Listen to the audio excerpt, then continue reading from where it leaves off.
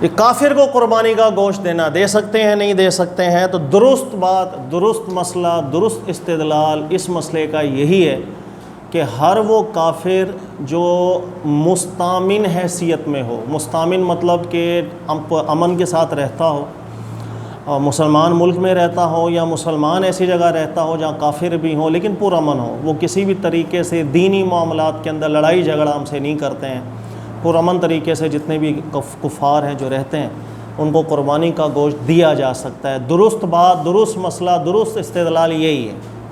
دیکھیے گا بہت سے اہل علم ہیں اور ان کے استدلال اور ان کی بات کی قدر کرنی چاہیے۔ ہر اہل علم جو ہے ظاہر ہے اللہ تعالیٰ نے ان کو ذہن دیا، فکر دیا، ہر اپنی جہت کے اندر استدلالات کرتے ہیں۔ تو بعض حضرات ایسے ہیں جو استدلال کرتے ہیں چونکہ قربانی ہم نے کی عبادت کی نیت سے، اور عبادت جس جانور کے گوشت کے اوپر ایک نیت رکھی ہو تو وہ کفار کو نہ دی جائے بلکہ مسلمانوں کو دی جائے۔ یہ بات اچھی ہے، اس کا ایک اثر بھی اچھا لگتا ہے، دل کو بھی اچھی لگتی ہے، لیکن بات یہ کہ قیاسات اس وقت جاری ہوتے ہیں کہ جس وقت نص موجود نہ ہو۔ اگر نص مل جائے کسی بھی مسئلے کے اوپر پھر قیاس کو ترجیح نہیں دی جاتی ہے، پھر اس نص کو ترجیح دی جاتی ہے۔ اب اگر ہم نصوصات کا مطالعہ کریں تو نمبر ایک اللہ تعالیٰ نے قرآن پاک میں ارشاد فرمایا لا ینہاکم اللہ عن الذین لم یقاتلوکم فی الدین ولم یخرجوکم من دیارکم ان تبروہم، کہ اللہ تعالیٰ نے تمہیں منع نہیں کیا کہ تم ان کافروں سے اچھا سلوک کرو، نیک برتاؤ کرو کہ جو تم سے دینی معاملات کے اندر لڑتے جھگڑتے نہیں ہیں۔ یعنی وہ تمام کافر کہ جو پرامن طریقے کے ساتھ رہتے ہیں، ان کی طبیعت کے اندر ایک امن ہے، اللہ نے ارشاد فرمایا ان سے بر کرنے کے لیے اللہ نے منع نہیں کیا۔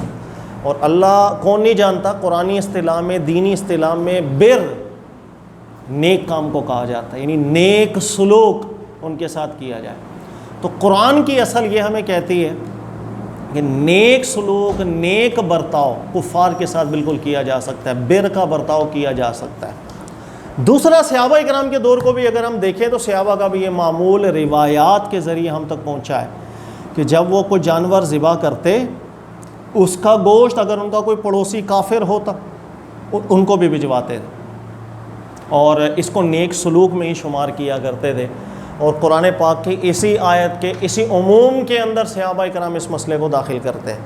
اس کی بھی میں آپ کو ایک روایت بیان کر دیتا ہوں، ترمذی کی روایت ہے، حضرت عبداللہ بن عمر بن عاص صحابی ہیں، ایک جانور کو انہوں نے ذبح کیا، ذبح کرنے کے بعد انہوں نے قربانی کا گوشت جو ہے پڑوسیوں کو بھی بھجوایا۔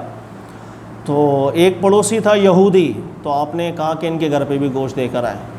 تو جو گوشت بانٹنے والا تھا اس نے پوچھا بھی تھا کہ وہ نان مسلم ہے، وہ غیر مسلم ہے، یہودی ہے؟ تو آپ نے جواب دیا وہ ہمارا پڑوسی ہے، ہم سے دینی معاملات میں لڑائی جھگڑا نہیں کرتا، پرامن طریقے سے رہتا ہے، ایسوں کے ساتھ حسن سلوک کا، نیکی کا برتاؤ کرنے کا ہمارا دین اجازت دیتا ہے۔ لہذا آپ نے حکم دیا اپنے اس غلام کو کہ بالکل یہ گوشت جا کر آپ ان کو دیں۔ تو کہنے کا مقصد صحابہ کرام بھی قرآن پاک کی اس آیت کے عموم سے استدلال کر کے قربانی کا جو گوشت وغیرہ ہے وہ بالکل ایسے کفار کو کہ جو پرامن طریقے سے آپ کے ساتھ رہتے تھے، آپ کے ممالک میں، آپ کے شہروں میں رہتے ہیں، ان کو دیا کرتے ہیں۔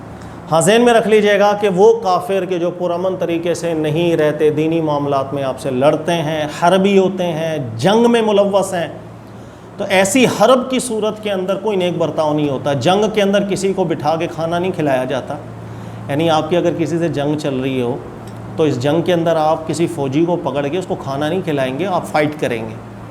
تو جنگ کے اندر نیک سلوک غداری کی علامت ہوتی ہے، یعنی جنگ چل رہی ہو اور آپ لڑ رہے ہیں اور آپ سامنے والے کو فیسیلیٹیٹ کریں، اس کو بچا کے گھر لے کے جائیں، کھانا کھلائیں، تو آپ پہ لگے گا یہ دشمنوں سے ملا ہوا ہے۔